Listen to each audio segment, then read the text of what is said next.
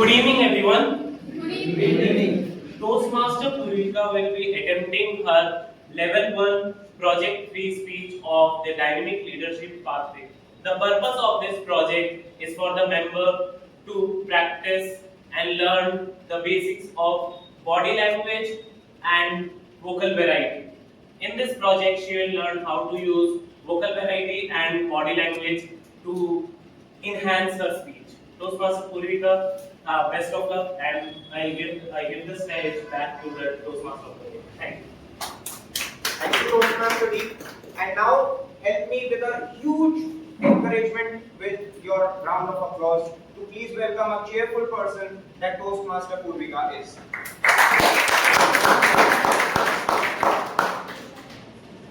The sharp acts of life, Toastmaster Poorvika. Toastmaster Poorvika, the sharp acts of life. Be honest, how many of us have spent minutes struggling with a screw simply because of a screwdriver was blunt? We're pushing harder, getting frustrated. And then we finally pick up a new screwdriver and our job is done in just seconds. That's exactly how life can be. Sometimes we keep working harder and harder, but we never stop to ask ourselves, is my tool still sharp? Very good evening to the fellow Toastmasters, respected evaluators, and dear guests. Today I want to talk about the sharp edge of life. 2 years ago, my life was not like that woodcutter. 9 to 9 works, responsibilities, rejections, exams, and sometimes only one person phone that. I was working hard, I was trying my best, but honestly, I felt like I was cutting a tree, and the tree wasn't even moving. One evening, I was so frustrated that I told my dad that I can't do this anymore. Nothing is working. He looked at me, gently held my hands, and with a smile, he said, "Beta, you have edited for 8 hours. Why don't you sharpen your edge?" That one sentence made me stop. I was not tired. I was just blunt. No recharge, no learning, no proper rest. 1% energy and 100 complaints. That night I stopped and asked myself, what exactly am I doing wrong? And my dad helped me to understand something very simple. He said that a woodcutter needs more than just a hard work. He needs a right tool, regular sharpening, and sometimes he needs to help sharpen their tool too. And those become my life-changing lessons. Listen to me very carefully. Number 1, use the right tool. Not every axe can cut every tree, and not every advice works for every person. Sometimes we keep trying one thing again and again, even when we know it's not working. My dad told me, surround yourself with the people, books, and goals that sharpen you. And I realized how true that was. If you're constantly surrounded by the people who drain your energy, discourage you, and make you doubt on yourself, it becomes more difficult to move forward. And then my dad explained me, which really cleared my mind. My dad told me, sharpen your edge, but having the right tool is not enough. You also have to keep it sharp. And this brings me to my second lesson. Sharpen yourself on time. Yes. My dad told me, don't wait until you drain to 0%. You have probably heard the story of the 2 woodcutters. First one cutting non-stop, and the other ones stop every now and then sharp his edge. But by the end of the day, the second woodcutter had cut much more. Why and how? Because he understood something very important. That taking a pause, it doesn't mean that you are wasting your time. But sometimes it helps you to save your energy and save your time. And that's exactly I started applying in my own life. I made a timetable. I included time for running, stretching, and exercise. I started reading. I started spending my time 30 minutes small, but they gave me more energy. And then I realized maintenance is always better than repair. We don't wait for our phones to completely die before charging them. So why do we wait until when we are completely exhausted before taking care of ourselves? And now lastly, my dad explained something that changed the way I looked at myself.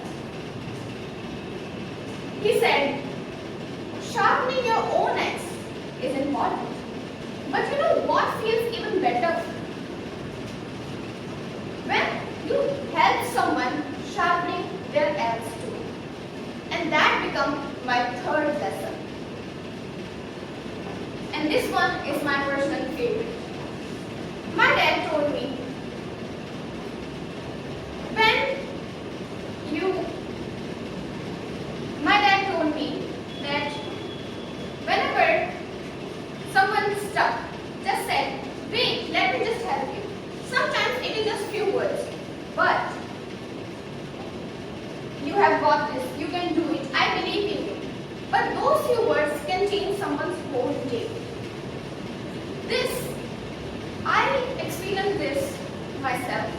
I had a friend who was confused about whether she should choose science after her 12th. We talked. I reminded her how good she was at understanding the subject. I encouraged her to give herself a chance, and today she is pursuing MBBS. Honestly, I felt so happy about her. But again, I realized something. That sometimes when you help someone sharpen their axe, you don't lose anything, but you gain something priceless, a true friend for life.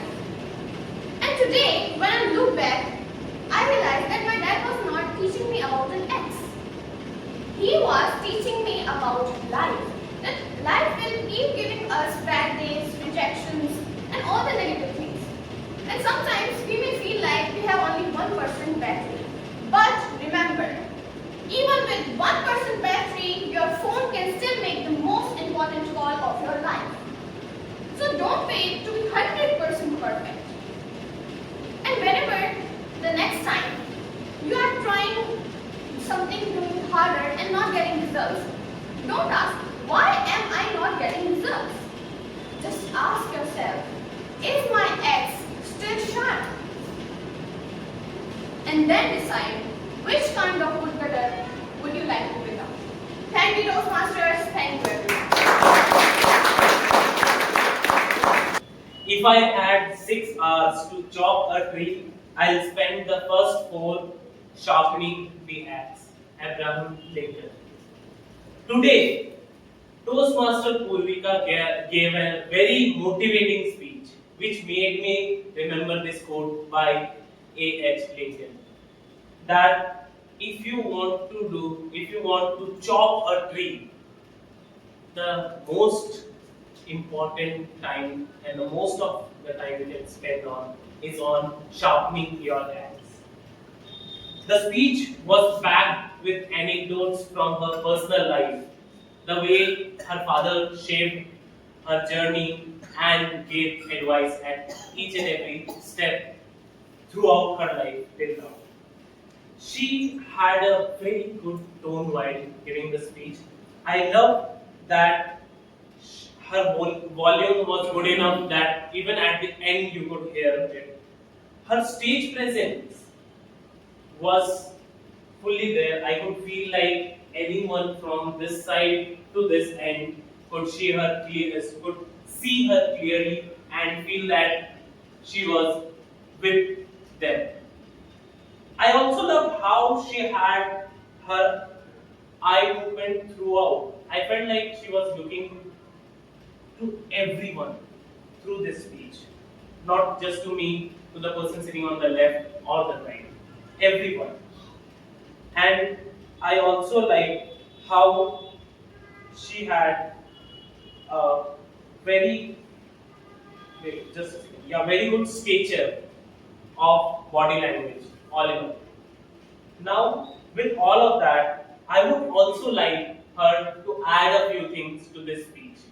Toastmaster Poorvika, if you could add a change in pace, a variety in pitch in this speech, along with that, a smile, which was missing throughout the speech. If you could add a smile, because a smile can add wonders to anyone standing on the stage. Along with that, I would also ask you to manage your stage movement in terms of purposeful movement based on your speech. So that when you move from left to right, each step contributes to amplify your speech rather than distract the audience from it. Now, to summarize it all, you have good tone, voice, stage presence, hand gestures, eye contact, and if you add a smile, better stage usage, ample change in pitch and variety, your speech can elevate from a good speech to a great speech. To top it off, I would like to give you a suggestion to watch the speech of Hannah Chang, 2024 second winner of Toastmaster Internationals. Thank you and looking forward to your next speech.